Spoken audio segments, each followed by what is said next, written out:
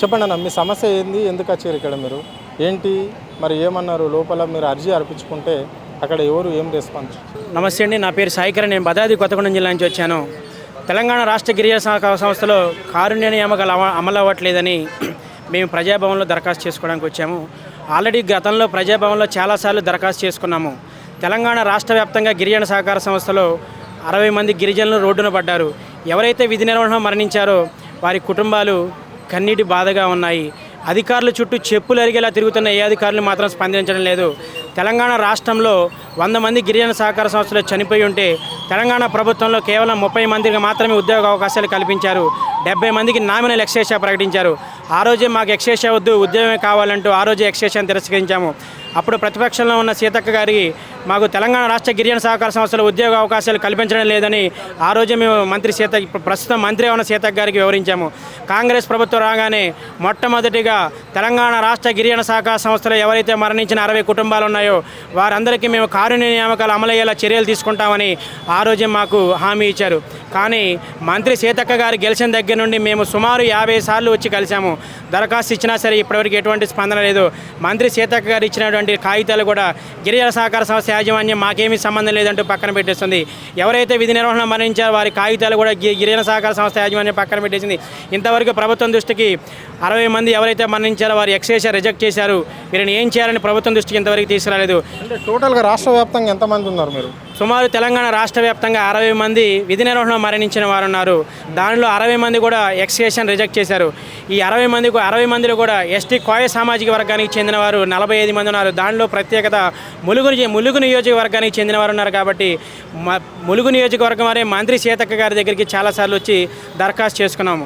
ఎన్నిసార్లు దరఖాస్తు చేసుకున్నా సరే మంత్రి సీతక్క గారు మేము అధికారులతో మాట్లాడుతామని చెప్తున్నారు. కానీ అధికారుల దగ్గరికి వెళ్తే మాకు ఎటువంటి స్పందన లేదు, మాకు ఎవరు ఏం చెప్పలేదు, మేమేం చేయలేము, మాకు ఉన్నతాధికారుల దగ్గర నుంచి జియో వస్తే తప్ప మేమేం చేయలేమని చెప్తున్నారు. మంత్రి సీతక్క గారి దగ్గరికి వెళ్తే నేను అధికారులతో మాట్లాడతా అని చెప్తున్నారు. ప్రతిరోజు రావడం వెళ్ళడం జరుగుతుంది. కానీ చెప్పులు అరిగేలా అధికారుల చుట్టూ తిరుగుతున్నాము, మంత్రి చుట్టూ తిరుగుతున్నాం, కానీ మాకు ఎటువంటి స్పందన లభించడం లేదు. దయచేసి మంత్రి సీతక్క గారు స్పందించాలి. గిరిజన సహకార సంస్థలో విధి నిర్వహణ మరణించిన వారు ఎవరైతే ఉన్నారో ప్రతి ఒక్కరికి ఉద్యోగ అవకాశం కల్పించేలా చర్యలు తీసుకోవాలని కోరుకుంటున్నాము. గత నెలలో మంత్రి సీతక్క గారు 970 మందికి వేరే శాఖలో విధి నిర్వహణ మరణించిన వారికి కారుణ్య నియామకాలు అమలయ్యే చర్యలు తీసుకున్నారు. చాలా ఏళ్లుగా పెండింగ్లో ఉన్నవి. కానీ గిరిజన సహకార సంస్థలు 60 మంది ఉన్నారు. అది ములుగు నియోజకవర్గానికి చెందిన వాళ్ళు ఉన్నారు. కాబట్టి మీరు స్పందించి గిరిజన సహకార సంస్థ యాజమాన్యంతో మాట్లాడి ఈ 60 మంది ఎవరైతే గిరిజన కుటుంబాలు ఉన్నాయో ప్రతి ఒక్కరి కుటుంబాల్లో వెలుగులు నింపాలని బాధ్యతలు కోరుకుంటున్నారు. చెప్పండి అన్న, మీరేంది? నా పేరు వేణు సార్. నేను ములుగు నుంచి వచ్చాను సార్. మా నాన్నగారు గిరిజన సహకార సంస్థ 2002లో చనిపోయారు సార్. అప్పుడే నేను అప్లికేషన్ పెట్టుకున్నాను సార్, కారుణ్య నియామకం కోసం అప్లికేషన్ పెట్టుకున్నాను సార్. అప్పటి నుండి సంబంధిత అధికారుల చుట్టూ తిరుగుతున్నాను, కానీ ఇప్పటి వరకు కారుణ్య నియామకం అయితే జరగలేదు సార్. దాదాపు ప్రతి అధికారులు మారిపోతున్నారే తప్ప మా ఫైళ్ళకు మాత్రం మోక్షం కలగడం లేదు సార్. సో మేము కోరుకునేది ఒకటే, మంత్రి గారు దీని మీద స్పందించాలి. మాకు గిరిజన పిల్లలు, మేము అందరం గిరిజన పిల్లలమే సార్. మా గిరిజన మంత్రిగా ఉండి మాకు మీరు న్యాయం చేయాలని మేము కోరుకుంటున్నాం సార్. చెప్పండి అన్న, మీరు ఎక్కడి నుంచి వచ్చారు? నేను ఉట్నూరు నియోజకవర్గం నుంచి వచ్చాను. ఉట్నూరు గత కొన్ని సంవత్సరాలుగా పోరాడుతూనే ఉన్నాం. ఎటువంటి స్పందన అయితే ఇప్పటివరకు లేదు. ఇది డివిజన్ వారీగా ఎక్స్‌గ్రేషియా ప్రకటించడం జరిగింది. భద్రాచలం, ఉట్నూరు, ఏటూరు నాగారం అండ్ మన్ననూరు. సో మొత్తం 25 లక్షల ఎక్స్‌గ్రేషియా. 60 మందికి 25 లక్షలు పంచుకోమని పంపించారు మాకు. మంచికి 20,000 చొప్పున, 20,000 30,000. అలాగే ఉద్యోగ భద్రత అనేది వాళ్ళకి జియో నంబర్ సత్యవతి 30 మంది కల్పించడం జరిగింది.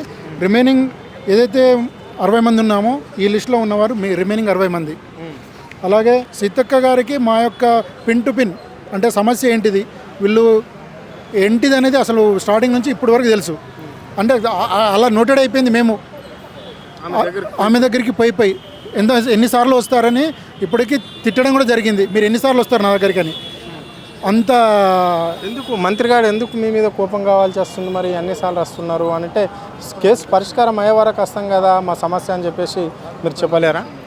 చాలాసార్లు విన్నవించడం జరిగింది. వారి నుంచి స్పందన కూడా కొన్నిసార్లు పాజిటివ్గా వచ్చింది, కొన్నిసార్లు నెగిటివ్గా రావడం కూడా జరిగింది. ఎందుకంటే అన్నిసార్లు మాకు అవసరం కాబట్టి మేము వెళ్తున్నాము. ఇప్పటివరకు చెప్తాం చేస్తామని తప్పితే ఇంకా అసలు కొలిక్కి రావడం లేదు. ఇది అసలు ఏ మాత్రం అధికారులు మాత్రం అసలు లోపలికి రానివ్వట్లేదు.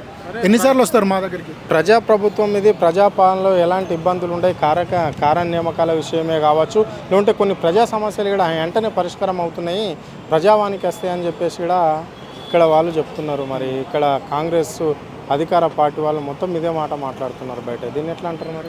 అదే ఆ యొక్క నమ్మకంతోనే ఇప్పటి వరకు మేము ముందుకు రావడం జరిగింది. ఎందుకంటే ముందుకు ఇంకొక కారణం ఏంటంటే 24 సంవత్సరాల తర్వాత పోలీసు కానిస్టేబుల్ చనిపోవడం వల్ల ఆ యొక్క వారి భార్యకి ఉద్యోగం కల్పించారు 24 సంవత్సరాల తర్వాత. ఆ నమ్మకమే మమ్మల్ని ఇక్కడ దాకా నడిపించింది. సో మాకు కూడా వస్తుంది, మేము కూడా పోరాడుతున్నాం కదా, ఎన్నో సంవత్సరాలుగా పోరాడుతున్నాము, మాకు కూడా వస్తుందనే ఆశతో ఇంకా ఉన్నాము. ఈ ప్రభుత్వం మీద నమ్మకమే అది. సో మేము కూడా కాంగ్రెస్ ప్రభుత్వం మన ప్రభుత్వం అనుకొని ఇప్పటిదాకా మేము ఎటువంటి కోర్టుకు కానీ ఎక్కడ కానీ వెళ్ళలేదు. ఎందుకంటే మన ప్రభుత్వం వచ్చింది, మనం చెప్తే మన సమస్య వింటుంది అని ఆ ఉద్దేశంతోనే మేము ఇప్పటిదాకా ఉన్నాము. ఇంకా ముందుకెళ్తాము. ఎటువంటి కక్ష సాధింపు చర్యలు ఏమి చేపట్టము కూడా, ఎందుకంటే మన ప్రభుత్వం ఇది. అంటే ముందు కార్యాచరణ ఎట్లా ఉండబోతుంది మరి? ప్రభుత్వం ఇప్పటికే మీరు సీతక్క దగ్గరికి పలుమార్లు కలిసాము మీ గిరిజన శాఖ మంత్రికి అని చెప్పేసి మీరు చెప్పుకుంటున్నారు. సో మరి స్పందించకపోతే ముందు మీ కార్యాచరణ ఏ విధంగా ఉండబోతుంది రాష్ట్రంలో? మేము ఈ ప్రభుత్వం పైన ఎటువంటి కక్ష సాధింపు చర్యలు చేపట్టే అవకాశమే లేదు. ఎందుకంటే సానుకూలంగా వెళ్తేనే ఏదైనా సమస్య పరిష్కారం దొరుకుతుంది. కాబట్టి మేము ముందు ఇంకా మంత్రులు కానీ ముఖ్యమంత్రి వరకు వెళ్ళే అవకాశాలు ఉన్నాయి. ముఖ్యమంత్రి గారు కూడా మా సమస్యను విన్నవించుకునే అవకాశం మీ మీడియా ద్వారా కల్పించాలని, అలాగే మంత్రి గారిని కోరుకుంటున్నాము. ముఖ్యమంత్రి గారి దగ్గరికి ఒకసారి కల్పించండి మా అవకాశం, మాట్లాడే అవకాశం, మమ్మల్ని మా సమస్యను విన్నవించుకునే అవకాశం కల్పించండి అని మీ ద్వారా మంత్రి గారికి విన్నవించుకుంటున్నాను. Thank you. ఇది గత ప్రభుత్వంలో 30 మందికి కారణ నియామకాలలో మా ట్రైబల్కి సంబంధించి సహకార సమస్యలు వస్తే, ఇప్పుడు ఈ ప్రభుత్వం మాత్రం ఇంకో 60 మంది మాత్రం పెండింగ్ ఉన్నాం 100కి. అంటే వాళ్ళకి ఇచ్చేస్తే అయిపోతుంది అని చెప్పేసి సామరాజ్యంగానే మేము ప్రభుత్వం పెద్దల దగ్గర కావచ్చు, సంబంధించిన శాఖ మంత్రి దగ్గర కావచ్చు పలుమార్లు వస్తున్నాము, కానీ మాకు ఎలాంటి రెస్పాన్స్ అయితే రావడం లేదు. చేస్తాము ఆగండి అంటున్నారు. ఇప్పటికే 18 నెలలు అయింది ప్రభుత్వం ఏర్పడి. ఇప్పటికైనా మేము ప్రభుత్వంకి ఒక రిక్వెస్ట్ చేస్తున్నాం. ఇది ప్రజాప్రభుత్వం అని చెప్పుకున్న ఈ ప్రభుత్వం మేము కూడా ప్రజలమే. సో మేము కాంగ్రెస్ పార్టీకి సంబంధించి ఓట్లు వేసిన వాళ్ళమే కాబట్టి ప్రభుత్వానికి అనుకూలంగానే ఉంటున్నాము. మేము ఇప్పటి వరకు కూడా కోర్టు మెట్లు ఎక్కలేదు, ఎక్కడ కూడా ప్రభుత్వం గురించి మేము తప్పుగా మాట్లాడలేదు. అంటే ఇంకా ఓపిక పడుతున్నాము. అంటే ప్రజాప్రభుత్వం కాబట్టి మేము ఏరి కోరి తెచ్చుకున్న ప్రభుత్వం రాష్ట్రంలో రన్ అవుతుంది కాబట్టి మాకు చేస్తుందని ఒక ఆశాభావంతో మేము ఇక్కడ ఇంతవరకు వస్తున్నాము. ఇంకా ఎన్నిసార్లు అయినా వస్తాం, కానీ మా ఉద్యోగాలు కారణ నియామకాలలో మా ఉద్యోగాలు మాకు వచ్చేంత వరకు ప్రభుత్వంతో పోరాటం చేస్తాం తప్ప, కానీ శాంతియుత పోరాటమే చేస్తాం తప్ప, కానీ ఇంకో రకంగా కాదు అని చెప్పేసి కూడా వాళ్ళు గట్టిగా చెప్పడం అనేది జరుగుతుంది. అంటే మంత్రి దగ్గర పోయిన ఒకసారి మమ్మల్ని కసురుకున్నప్పటికీ అయినా మేము పోతున్నాం, మళ్ళీ మాకు స్పందన ఇస్తుంది, ఇంకా కూడా పోతాం. మా సమస్యను ముఖ్యమంత్రి దగ్గర తీసుకుపోయి మా 60 మందికి మమ్మల్ని ఆదుకోవాలి అని చెప్పేసి ప్రభుత్వం దగ్గరికి రావడం అనేది జరుగుతుంది. అయ్యేంత వరకు పోరాటం చేస్తామని చెప్పేసి కూడా వాళ్ళు స్పష్టంగా చెప్పడం అనేది అయితే జరుగుతుంది.